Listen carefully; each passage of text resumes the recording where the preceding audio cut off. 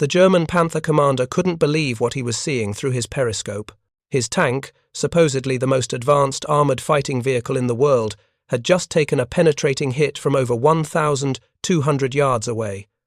The crew was screaming, smoke was filling the fighting compartment, and the vehicle that had killed them was something German intelligence had dismissed as barely worthy of concern.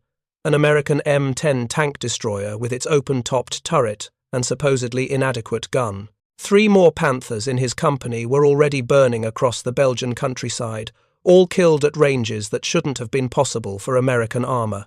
The date was September 19th, 1944, and everything the Wehrmacht had been told about American tank-killing capability was about to be violently rewritten. Sergeant First Class James Mitchell of the 634th Tank Destroyer Battalion had heard the jokes before his unit shipped out to Europe.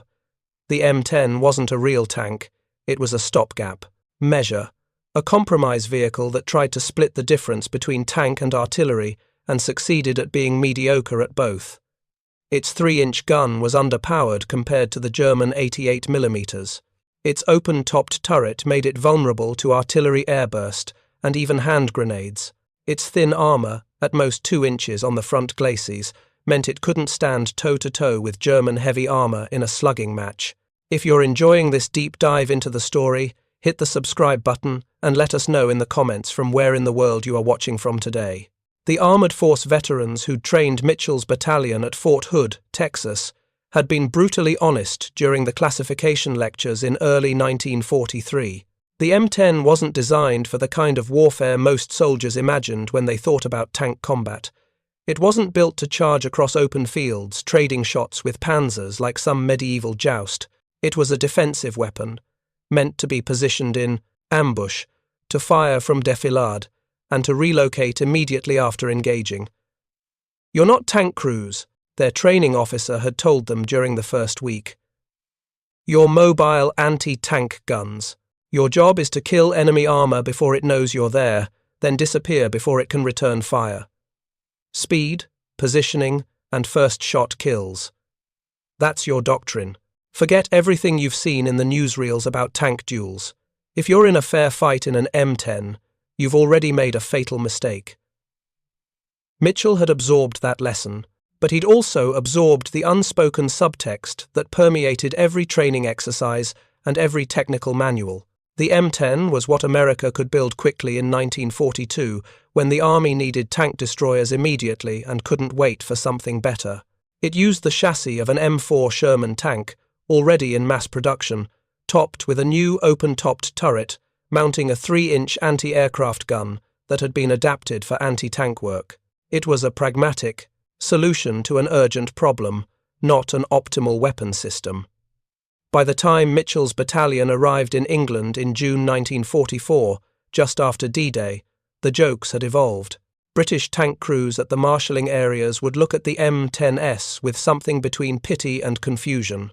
The British had their own tank destroyer doctrine, but it involved heavily armoured, purpose-built vehicles, like the Churchill tank, with its thick armour and infantry support role. The idea of deliberately building a tank destroyer with an open top, exposing the crew to everything from shell fragments to small arms, fire struck them as typically American, bold, practical, and slightly insane. The American armour crews weren't much kinder. Sherman tank commanders would pull up alongside M10S in convoy and make cracks about riding in a convertible to war, or asking if Mitchell's crew had brought umbrellas for when it rained. There was genuine concern beneath the ribbing, though. Everyone had heard the intelligence. Reports coming back from Normandy about German armour, particularly the new Panther and Tiger tanks that were appearing in increasing numbers. The Panther was the nightmare that kept Allied armour commanders awake at night. Introduced in 1943 after the Wehrmacht's brutal lessons on the Eastern Front, the Panther represented everything the Germans had learned about armoured warfare in 3 years of combat against Soviet T-34 seconds and KV-1 second. It mounted a 75mm QEB-WK, 42 litres, 70 gun with a muzzle velocity so high it could penetrate the front armour of a Sherman at ranges exceeding 2,000 yards.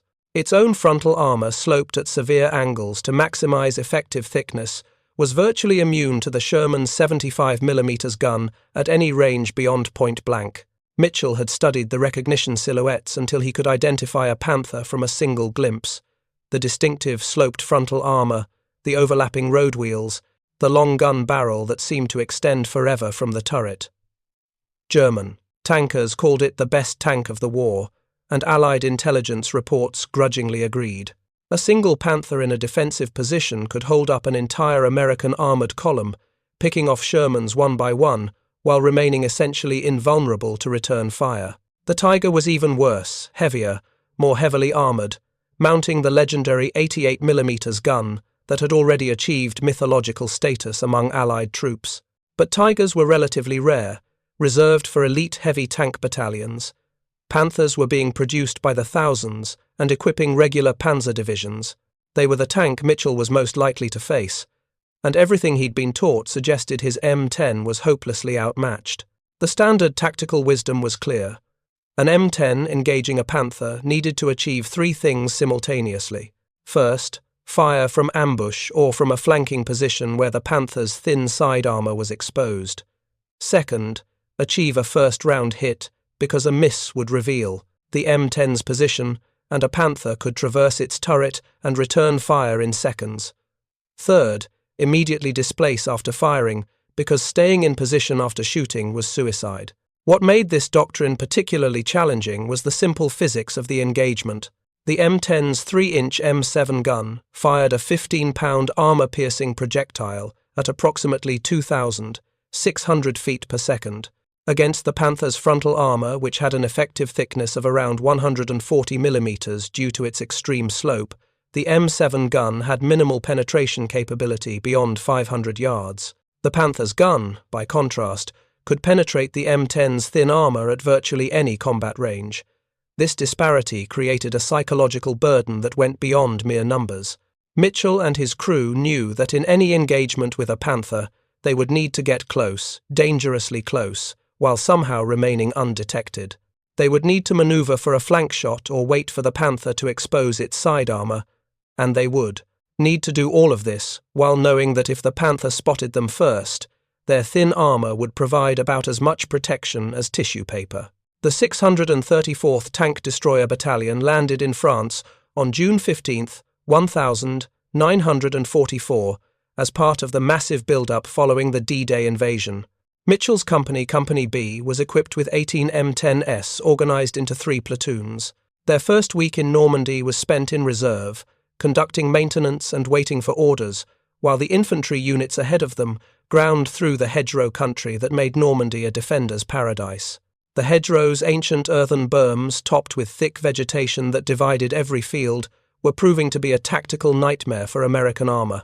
Each hedgerow was a potential ambush position, each field a confined killing ground.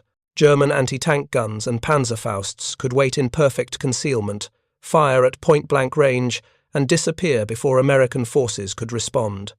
Tank losses were mounting at rates that shocked commanders who'd expected more mobile warfare after breaking out of the beaches. Mitchell's first combat engagement came on June 23rd, near the village of Saint-Lô.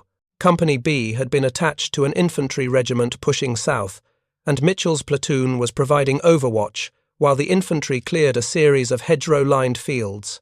The tactical situation was textbook defensive terrain, poor visibility, limited maneuver space, and countless positions where German anti-tank weapons could be waiting. The engagement lasted perhaps 90 seconds. Mitchell's M10 was positioned hull down behind a hedgerow, only the turret exposed, scanning the tree line 400 yards ahead where infantry had reported possible enemy armor. Mitchell saw the movement first, a low, dark shape emerging from the shadows beneath the trees. Not a Panther, thankfully, but a Stug 3 assault gun, essentially a turretless tank destroyer that the Germans used for infantry support. Mitchell's gunner, Corporal Eddie Novak, had the target acquired before Mitchell could issue a fire command. The 3-inch gun fired with a sharp crack that Mitchell felt through his entire body, the gun recoiling smoothly in its mount. The armor-piercing round crossed the 400 yards in less than a second and struck the Stug 3's glacis plate slightly off-center. Mitchell watched through his periscope as the German vehicle shuddered, Smoke began pouring from the engine compartment, and the crew began bailing out. "Target destroyed," Novak reported, his voice steady despite the adrenaline Mitchell knew was flooding his system. "Ready to displace." They relocated immediately, the M10's relatively high speed allowing them to reverse down the hedgerow, traverse to an alternate position, and set up again within 2 minutes. The German return fire a few artillery rounds that bracketed their original position arrived too late. Mitchell's crew had achieved exactly what their doctrine prescribed: ambush, fire, kill, and relocate before the enemy could respond. Over the next 6 weeks, as Allied forces broke out of Normandy and began the race across France, Mitchell's platoon refined their tactics through repeated engagements.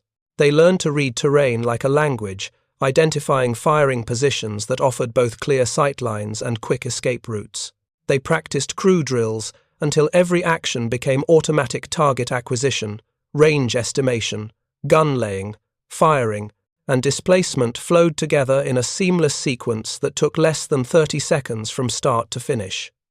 But they also learned the limits of their weapon system through hard experience. On July 8th, Mitchell's platoon encountered a Panther for the first time during a meeting engagement near Caen. The German tank appeared suddenly around a curve in the road, perhaps 800 yards distant, and both sides reacted simultaneously. Mitchell's M10 fired first, but the range was too great, and the angle too steep. The armor-piercing round glanced off the Panther's sloped frontal armor with a visible spark and went tumbling off into the sky. The Panther's return shot arrived 3 seconds later. Mitchell heard, rather than saw, the rounder sound like a massive whip crack as the 75mm projectile passed within feet of his turret. His driver was already reversing at maximum speed, backing the M10 around the curve and out of the Panther's sight line before the German gunner could fire again. They'd survived through pure luck and the split-second decision to retreat rather than attempt a second shot. That engagement taught Mitchell something that doctrine manuals couldn't convey: the visceral, gut-level fear that came from facing an opponent you couldn't hurt while knowing it could destroy you effortlessly. The Panther hadn't even been trying particularly hard, it was withdrawing from an untenable position and had fired more to cover its retreat than with any serious attempt to destroy Mitchell's M10. Yet that single shot had come terrifyingly close to ending Mitchell's war permanently. By late August, as Allied forces pursued the shattered remnants of German armies across France toward the Belgian border, Mitchell's company had been in near-continuous combat for over 2 months. They'd destroyed 12 German armoured vehicles, mostly Stug 3s, a few Panzer 4s, and one glorious afternoon when they'd caught a Tiger tank with mechanical problems and immobilized, allowing Mitchell's entire platoon to pound it from multiple angles until the crew surrendered. But they'd also lost 6 M10s from their original 18. 2 had been knocked out by Panther tanks in engagements where the crew hadn't spotted the German armour until it was too late. 3 had been destroyed by anti-tank guns, the ubiquitous German 75mm Paquet 40 that could kill an M10 as easily as it killed Shermans. 1 had been lost to a mine that had blown off the entire front suspension, leaving the vehicle immobilized and subsequently destroyed by German artillery before recovery could be attempted. The replacement crews that arrived to fill out the company's ranks were even greener than Mitchell's crew had been back in June. They had the training, but they lacked the combat instinct that told you when to shoot and when to run, when to hold a position, and when displacement was the only option that mattered. Mitchell found himself promoted to platoon sergeant by mid-August, not because of any particular brilliance, but simply because he'd survived long enough to accumulate institutional knowledge that was worth its weight in gold. By September 1944, the strategic situation had shifted dramatically. The rapid pursuit across France had stretched American supply lines to the breaking point. Fuel was increasingly scarce, with entire armoured divisions immobilized for days at a time waiting for gasoline convoys. German forces, retreating back toward their own borders, were starting to stiffen their resistance as they fell back on prepared positions and shortened supply lines. The 634th Tank Destroyer Battalion found itself attached to the 2nd Armoured Division as part of 1st Army's push toward the German border in Belgium. The operational objective was to seize the crossings over the Albert Canal and establish positions for a subsequent drive into Germany proper. Intelligence reports indicated that German forces in the sector were a mixture of battered units, refitting after their mauling in France, and fresh formations arriving from Germany, including several Panzer brigades equipped with the latest production Panthers. Mitchell's company was assigned to support an armoured task force pushing toward the town of Hecttel in northeastern Belgium. The terrain was more open than Normandy's claustrophobic hedgerows, gently rolling farmland interspersed with patches of forest and small villages. It was tank country, the kind of terrain where armoured units could manoeuvre and where firepower and armour protection determined outcomes more than infantry tactics. The intelligence briefing on September 18th carried an ominous tone.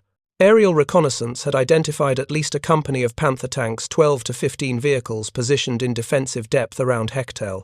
These weren't the worn-out early production Panthers that had appeared in Normandy, plagued with mechanical problems and insufficient crew training. These were ORSF G models, the latest variant with improved armour and reliability, crewed by veterans pulled back from the Eastern Front. The German defensive doctrine was predictable but effective. The Panthers would be positioned in mutually supporting positions, probably hull down in prepared fighting positions, covering the most likely American approach routes. They would hold fire until American armour was committed to the attack, then engage at maximum range where their superior guns gave them overwhelming advantage. American doctrine called for infantry to fix the enemy positions, while armour manoeuvred for flank attacks. But in open terrain with good visibility, flanking manoeuvres were difficult to execute without being spotted and engaged. Mitchell's platoon, now consisting of 5 M10s, after receiving a replacement vehicle, was assigned to provide long-range fire support for the initial assault. Their position would be on the right flank of the attack, occupying a low ridgeline that offered good observation across the approaches to Hecttel. Their mission was to identify German armour positions and engage at maximum effective range, forcing the Panthers to manoeuvre or return fire, and thereby revealing their positions to American artillery and air support. It was, Mitchell recognized immediately, a mission that required his platoon to serve as bait. They would be exposed on that ridgeline, visible to any German gunner with decent optics. They would be fighting at ranges where the M10's gun was, marginal at best, while the Panthers could engage them with confidence, and they would need to stay in position, continue firing, and accept losses in order to develop the enemy situation for the main attack force. That evening, September 18th, Mitchell gathered his crew for what had become their pre-battle ritual. They inspected every aspect of their M10, checking track tension, fluid levels, ammunition stowage, and communications equipment. They test-fired the main gun at a hillside backstop, verifying that the recoil mechanism was functioning properly and that the sights were still zeroed. They cleaned their personal weapons, checked their medical kits, and made sure everyone knew where the emergency evacuation routes were if the vehicle was hit. Mitchell's gunner, Corporal Novak, had been with him since training. The loader, Private First Class Roy Henderson, had joined as a replacement in July, but had proven himself steady under fire. The driver, Private Danny Sullivan, was the newest member of the crew. He'd arrived just 2 weeks earlier, after the previous driver had been evacuated with a leg wound from shell fragments. The assistant driver, bow gunner position, which many M10 crews left empty to save weight, was filled by Private First Class Marcus Webb, who handled ammunition resupply and provided an extra set of eyes for spotting targets. They didn't talk much about the next day's mission. There wasn't much to say that hadn't already been covered in the briefing and the 100 small preparations they'd just completed. Instead, they talked about small things, letters from home, rumours about when they might get rotated back for leave, speculation about whether the war would be over by Christmas. It was the kind of conversation that let them think about something other than the mathematics of armour penetration and the geometry of kill zones.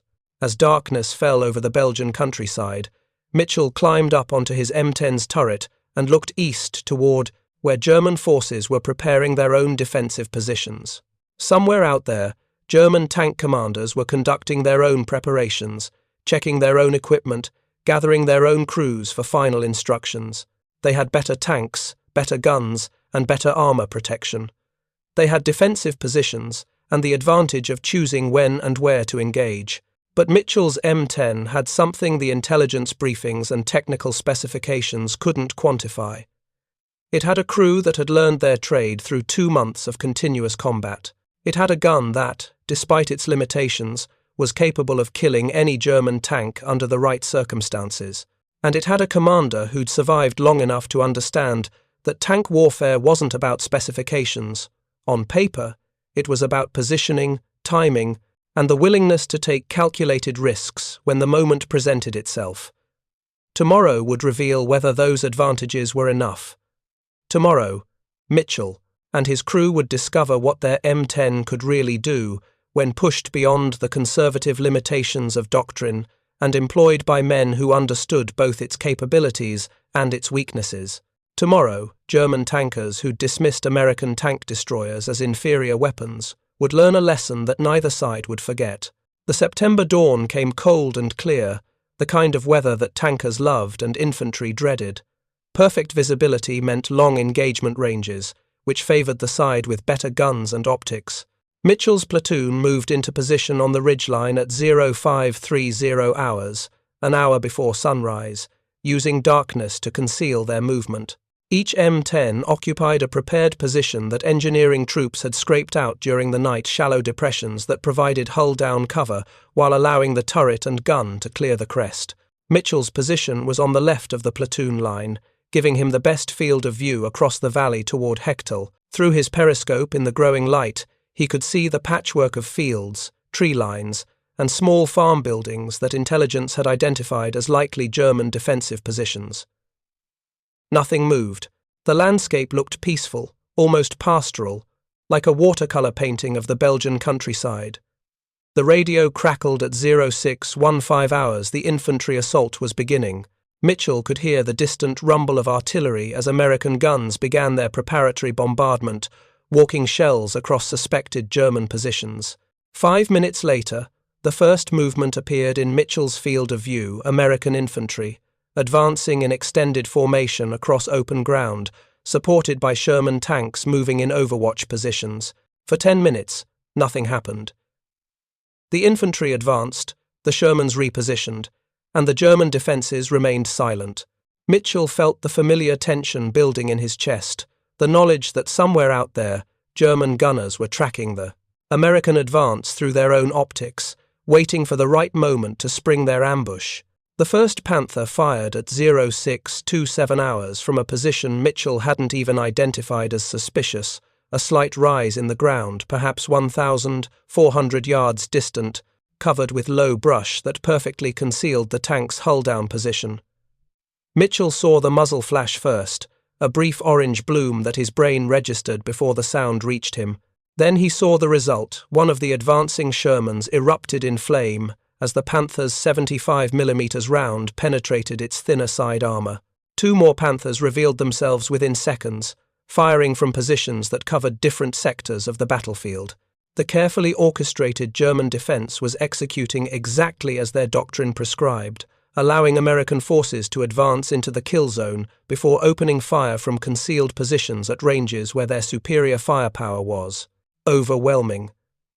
Mitchell was already issuing fire, commands before his conscious mind fully processed what he was seeing.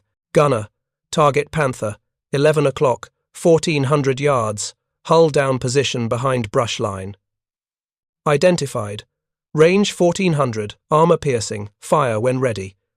The M10's 3-inch gun fired, the recoil rocking the vehicle backward despite its 30-ton weight. Mitchell kept his eye pressed to the periscope, watching the trace of the armour-piercing round as it arced across the valley toward the distant Panther. The round struck low, hitting the earthen berm the Panther was using for cover, throwing up a gout of dirt but causing no damage to the tank itself. "Miss low," Mitchell called. "Adjust up 200, repeat." But before Novak could fire again, the Panther's turret was traversing, the long gun barrel swinging toward Mitchell's position. Someone in that German tank had spotted the muzzle flash from Mitchell's first shot and was preparing to return fire. Mitchell had, perhaps 5 seconds before that 75mm gun would be pointed directly at him, and his M10's thin armor would provide no protection whatsoever. This was the moment that defined tank-destroyer combat, the split second, where doctrine, training, and survival instinct collided with tactical reality. The manual said, displace immediately after firing to avoid return fire. But displacing now meant abandoning the firing position, losing sight of the target, and allowing the Panther to continue engaging American forces without opposition. It meant following the rules and accepting that this particular engagement was over. Mitchell made a different choice. Hold position! Fire for effect! Novak's second shot left the gun before Mitchell finished speaking. This time, the armor-piercing round's trajectory was true. Mitchell watched it strike the Panther's turret at the junction where the gun mantlet met the turret face, not the thick frontal armor, but the slightly thinner armor around the gun, mounting. At 1,400 yards, the 3-inch round was operating at the absolute edge of its penetration capability. For a fraction of a second, nothing happened. Then the Panther's turret seemed to shudder, and smoke began pouring from the commander's cupola. The German tank's gun fired one last time, a final shot that went wild, striking the ridgeline 50 yards to Mitchell's left, and then the crew began bailing out, smoke and possibly fire driving them from their vehicle. Target destroyed! Novak's voice carried a note of disbelief. Holy shit! We just killed a Panther at 1,400 yards! But there was no time to celebrate. 2 more Panthers were now firing, and Mitchell could see American armor withdrawing under the withering fire. His platoon had proven something remarkable. In that single engagement, the M10's gun could penetrate a Panther's armor at ranges far beyond what the technical manuals suggested was possible. But proving it once wasn't enough. They needed to do it, again and again, until the German tankers who'd dismissed American tank destroyers as inferior weapons understood they were facing something far more dangerous than they'd imagined. The real battle was just beginning. If you find this story engaging, please take a moment to subscribe and enable notifications. It helps us continue producing in-depth content like this. The second Panther died at 1,320 yards, and the third at 1,180. By 0645 hours, Mitchell's platoon had accomplished something that would be analysed in after-action reports for months afterward. They'd destroyed 3 Panther tanks at ranges that German crews had assumed made them invulnerable to American tank destroyer fire. But the cost of that achievement was becoming brutally apparent. Lieutenant Harrison's M10, positioned 200 yards to Mitchell's right, took a direct hit at 0638 hours. The Panther round punched through the thin frontal armor like it wasn't there, detonated somewhere in the fighting compartment, and the entire vehicle erupted in a fireball that consumed the crew before they could evacuate. Mitchell watched helplessly as the M10 burned, knowing that Harrison and his 4-man crew were dead before they'd even understood they'd been hit. The open-topped turret that critics had mocked now became a chimney, venting flames and black smoke into the morning sky. The German return fire was methodical and terrifyingly accurate. These weren't inexperienced crews firing blind, these were veterans who understood range estimation, lead calculation, and how to exploit the M10's vulnerabilities. Every time one of Mitchell's platoon fired, the muzzle flash gave away their position. The Panthers would traverse, acquire, and fire with a precision that spoke of hundreds of hours of gunnery training and combat experience. Staff Sergeant Kowalski's M10 took a hit that didn't penetrate, but carved a gouge across the turret face that jammed the traverse mechanism. His crew was forced to abandon the position. The vehicle rendered combat ineffective, even though technically it could still move. That left Mitchell with 3 operational M10s from his original 5, facing at least 8 Panthers that they could identify from muzzle flashes and movement. The tactical situation was deteriorating rapidly. The American infantry assault had stalled completely, with soldiers pinned down in whatever cover they could find, while Panther rounds systematically destroyed the supporting Sherman tanks. 2 more Shermans were burning in the valley, their crews either dead or scrambling for cover. The German defensive line was holding, and unless something changed dramatically, the entire attack would collapse within the next 30 minutes. Mitchell's radio crackled with the voice of Captain Brennan, the company commander coordinating from a position further back. Linebacker 2-6, This is linebacker 6. Your position is designated primary fire support. Continue engaging enemy. Armor. Artillery fire mission is being prepared on your target coordinates. How copy? Linebacker 6. 2-6 copies all. We have 3 operational vehicles. Ammunition state is 60%. We can continue engaging, but we're taking heavy return fire. Request smoke screen on our position for displacement. Mitchell kept his voice level, professional, even as another Panther round cracked overhead close enough that he felt the pressure wave. Negative on smoke. 2-6. Division wants those Panthers suppressed now. More armor is moving up to support the infantry, but they need you to keep the enemy's heads down. Hold your position and continue firing. Air support is inbound. ETA. 15 minutes. 15 minutes. Mitchell did the calculation instantly. At the current rate of fire, 1 shot every 30 seconds per vehicle.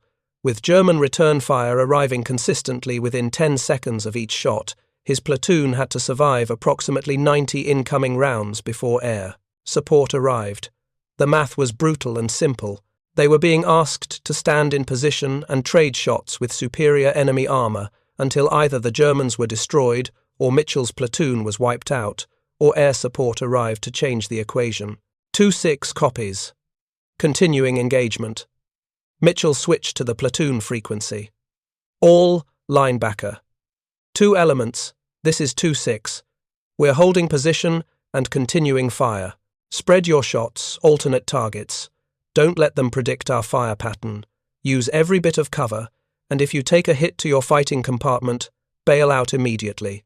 No heroes, no second chances. Acknowledge. The responses came back quickly. Sergeant Rodriguez in 2-2 acknowledged, followed by Sergeant Chen in 2-4. 3 M10s against 8 or more Panthers, fighting at maximum effective range, with orders to hold position until air support arrived or they were destroyed. It was the kind of mission that epitomized tank destroyer doctrine, at its most brutal accept disproportionate risk to achieve a tactical objective that would save lives elsewhere on the battlefield. Mitchell selected his next target, a Panther that had just changed positions, moving from one hull-down spot to another, about 1,250 yards distant. The German tank was repositioning to get a better angle on the American infantry, and for perhaps 10 seconds it was exposed in the open, moving at speed across a gap between 2 tree lines. Gunner, target Panther, moving left to right, 1,200 yards, lead him by 3 vehicle lengths. Novak was already tracking the target. Identified. 1,200. Fire when ready. The shot was extraordinarily difficult. Engaging a moving target at long range required precise calculation of the target's speed, the projectile's flight time, and the proper lead angle. It was the kind of shot that gunnery instructors use to separate exceptional gunners from merely competent ones. Novak squeezed the trigger at the exact moment when his experience and instinct told him the geometry was correct. The armor-piercing round caught the Panther in the side armor, just behind the turret ring, the exact vulnerable spot where the turret's rotation mechanism connected to the hull. At 1,200 yards, the 3-inch gun's penetration was marginal against frontal armor, but against the Panther's thinner side plates, it was absolutely lethal. The German tank slewed sideways, its track thrown by the hit, and ground to a halt, trailing smoke from the engine compartment. Target hit, mobility kill. Novak's voice carried professional satisfaction. A mobility kill wasn't as immediately dramatic as a catastrophic explosion, but it was just as effective. A tank that couldn't move was a tank out of the battle, and the crew would likely abandon it rather than sit stationary while under fire. But the celebration lasted exactly as long as it took for a different Panther to fire on Mitchell's position. The blows. German gunners' aim was slightly off. Instead of hitting Mitchell's M10 directly, the 75mm round struck the earthen berm directly in front of the vehicle. The explosion threw dirt and debris across the M10's frontal armor and covered Mitchell's periscopes with mud, temporarily blinding him. "Driver, back us up 10 yards, get us clear of this dirt." Mitchell was already wiping at his periscope with a rag, trying to restore visibility. Sullivan reversed the M10 smoothly, repositioning just far enough to clear the debris while maintaining their hull-down protection behind the ridgeline. The engagement developed into a deadly rhythm that consumed the next 12 minutes.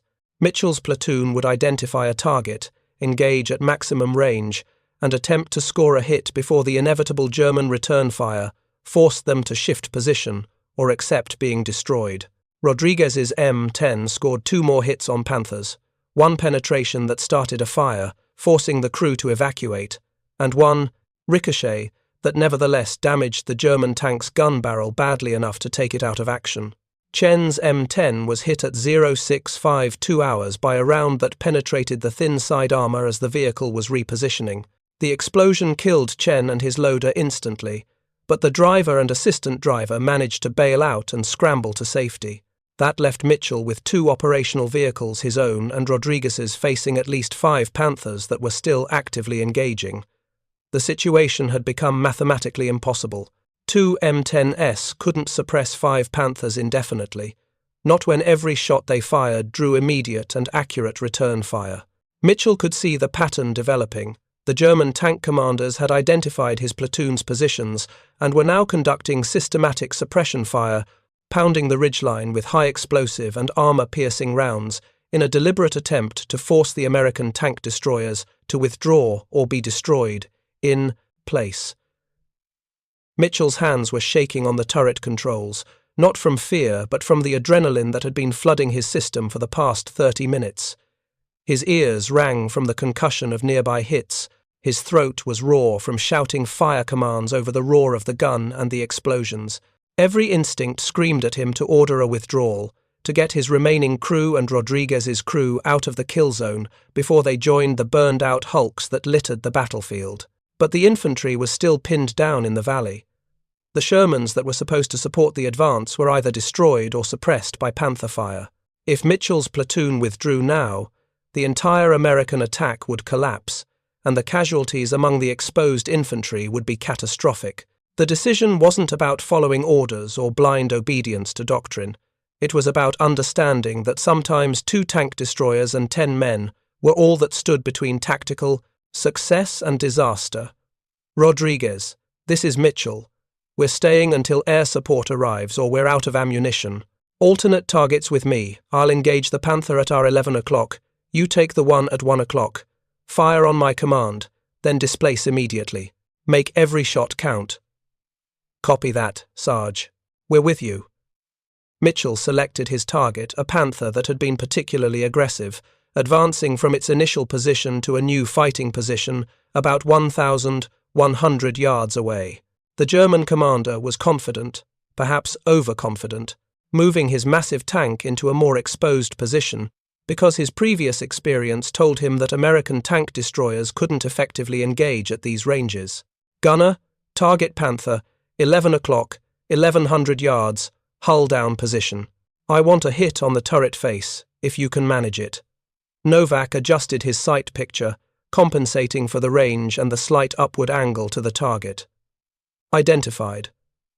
Turret face, 1,100. Ready. Fire. The gun fired, the familiar sharp crack and violent recoil that Mitchell had experienced hundreds of times but never grew accustomed to. Through his periscope, Mitchell watched the armor-piercing round's trajectory, a flat, fast arc that crossed the 1,100 yards in less than 2 seconds. The round struck the Panther's turret exactly where Novak had aimed, hitting the thick frontal armor at a nearly perpendicular angle. For a moment, Mitchell thought the round had bounced off the Panther didn't erupt in flames or show any obvious damage. Then he noticed the turret had stopped traversing. The gun barrel, which had been swinging toward Mitchell's position, suddenly froze in place. Smoke began seeping from the commander's cupola, and within seconds the crew was bailing out, abandoning their tank even though it wasn't visibly burning. "What the hell did you hit?" Mitchell asked, more to himself than to Novak. "Must have gotten the turret ring or damaged. The traverse mechanism," Novak replied. "Turret's jammed, gun can't traverse. They're out of the fight." Rodriguez's M10 fired 3 seconds later, engaging the Panther at 1 o'clock. Mitchell didn't see where that round impacted, but he heard Rodriguez's excited voice over the radio. "Hit! Possible penetration! Target is smoking!" The tide of the engagement was shifting, but Mitchell couldn't afford to appreciate it yet. Return fire was still coming from at least 3 Panthers, and one of those rounds had just missed Rodriguez's M10 by perhaps 5 feet, close enough that Rodriguez's crew would have felt the concussion and seen dirt rain down on their vehicle. Then Mitchell heard the sound that every soldier in combat learns to recognize and welcome: the high-pitched whine of aircraft engines approaching at high speed. The P-47 Thunderbolts arrived exactly on schedule, 4 aircraft in a flight formation that screamed across the battlefield at 300 miles per hour, barely 500 feet, off the ground. They were carrying the new M10 bazooka rockets, air-to-ground munitions that could penetrate tank armor from above, where even the Panther's protection was vulnerable. The lead Thunderbolt rolled into a dive, lined up on a Panther that was still actively firing at American positions, and released 2 rockets from perhaps 800 yards out. The rockets left contrails of white smoke as they accelerated toward the target, striking the Panther's engine deck with precision that looked almost casual from Mitchell's distant vantage point.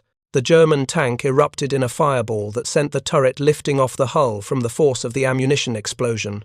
The other 3 Thunderbolts followed in rapid succession, each selecting a target and engaging with rockets or 50 caliber machine gun fire that, while ineffective against armor, served to suppress the German crews and force them to button up inside their tanks. Within 90 seconds, the air attack had destroyed, or suppressed, every Panther position that Mitchell could identify. The German defensive line, which had held firm for over an hour, suddenly collapsed as surviving tanks began withdrawing toward secondary positions.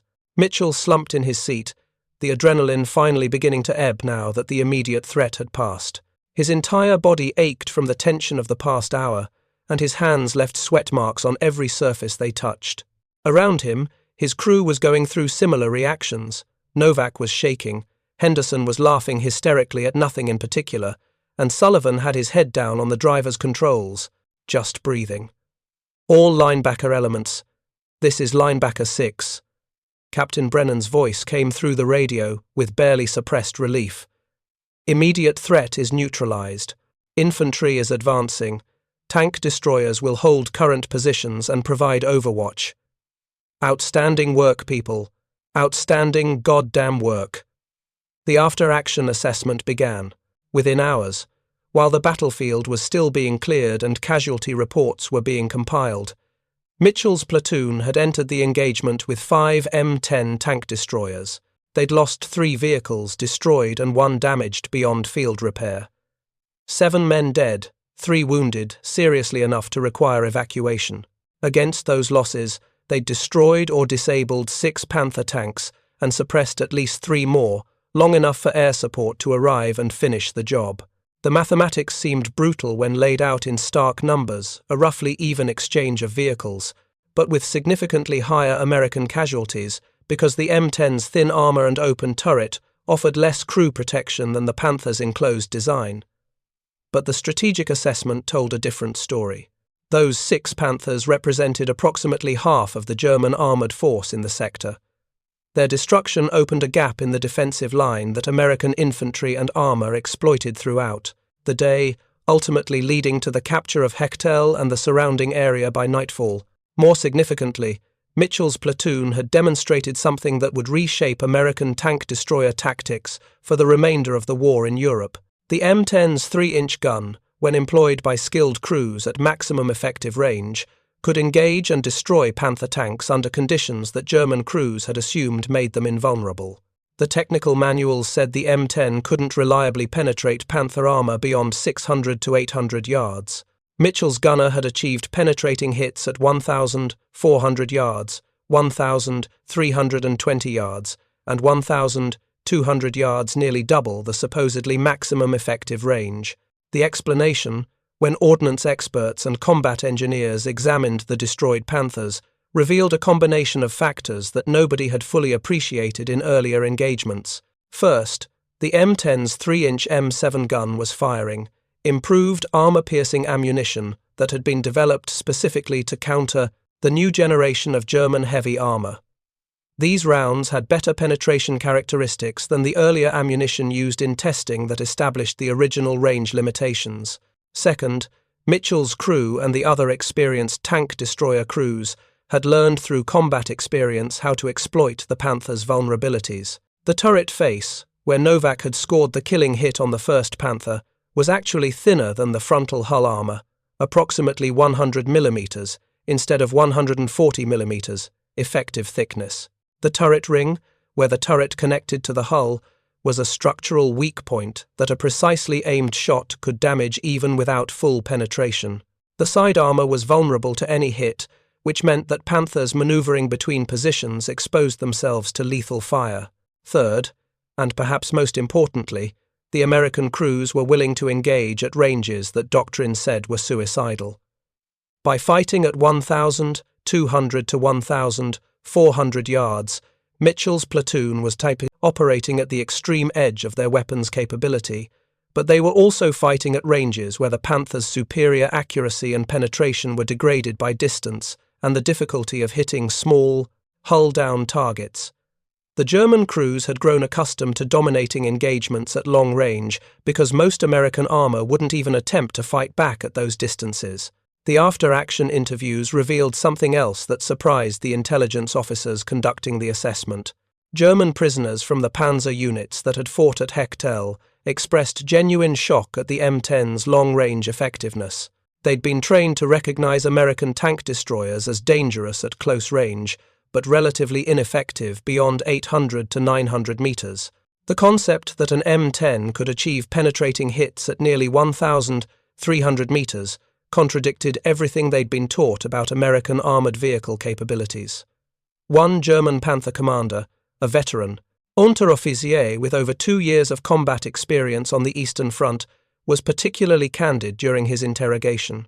He'd commanded the Panther that Novak had hit at 1,400 yards, the shot that penetrated the turret face and started the internal fire that forced his crew to evacuate. His testimony was translated and circulated through American Armored Force headquarters within days. We saw the muzzle flash from the American position, and we estimated the range at perhaps 1,200 to 1,300 meters, the German NCO explained. At that range, we did not believe the American tank destroyer could harm us. Our doctrine says their 76mm gun, he was mistaken about the caliber, confusing the M10's 3-inch gun with the Sherman's 76mm, cannot penetrate our frontal armor beyond 700 or 800 meters, so we took time to acquire the target properly, to ensure our return shot would destroy them. But their first shot hit us before we could fire. The round penetrated our turret face and struck the ammunition stowage. We were very fortunate that the ammunition did not detonate immediately, or we would all have been killed. He paused, then added something that the interrogator noted was said with what seemed like professional respect rather than bitterness. It was excellent gunnery. The range, the accuracy, the timing, it was the work of a skilled crew. We had not expected such capability from the American tank destroyers. This was a mistake on our part. That assessment, we had not expected such capability, captured the essential lesson of the Hecttel engagement.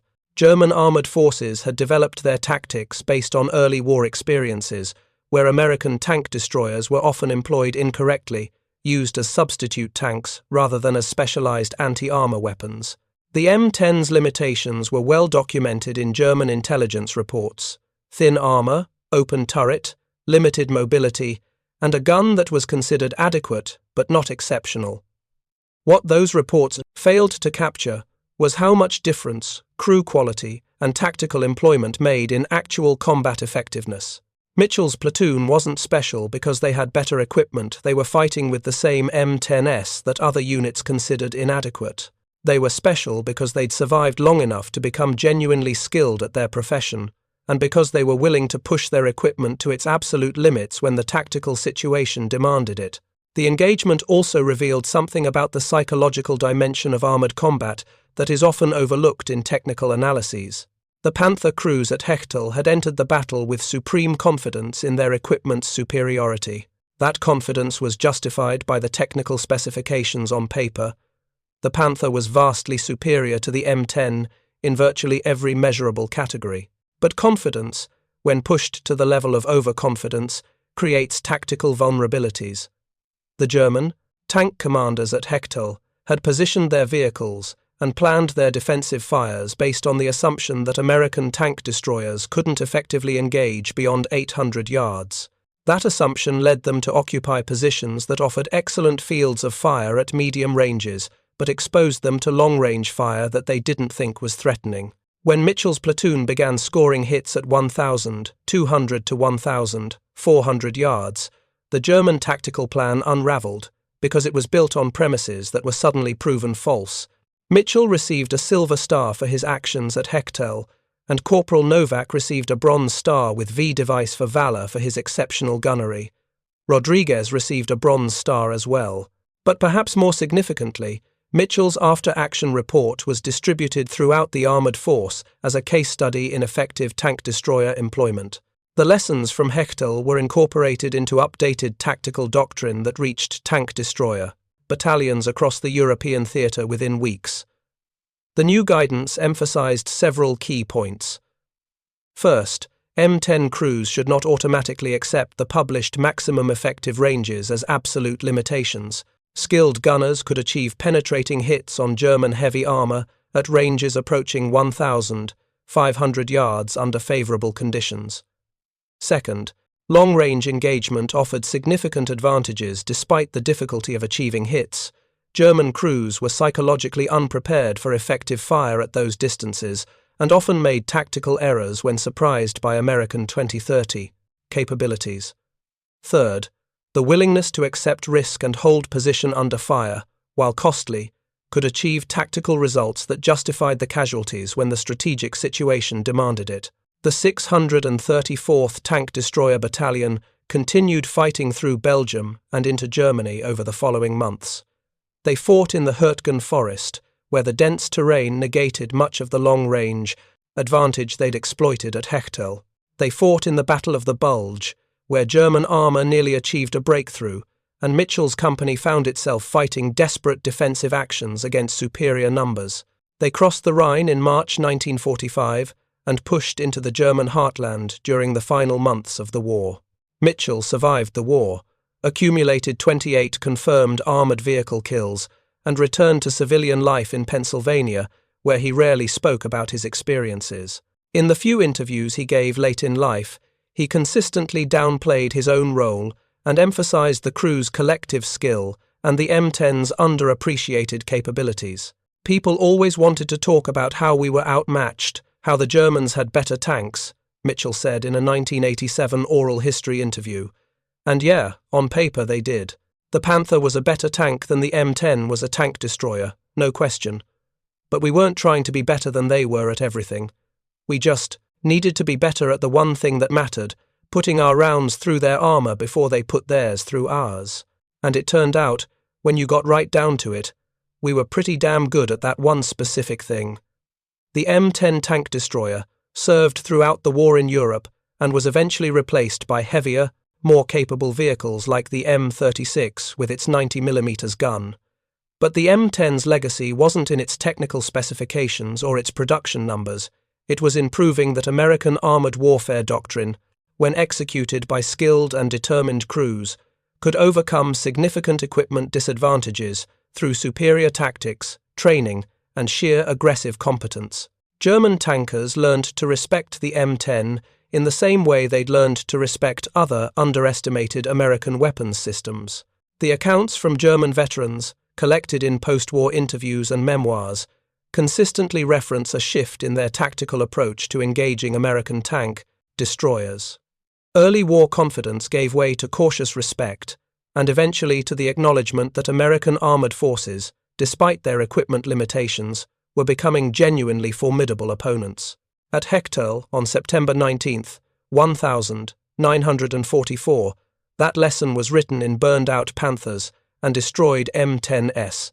It was written in the courage of crews who held their ground when every instinct screamed to retreat.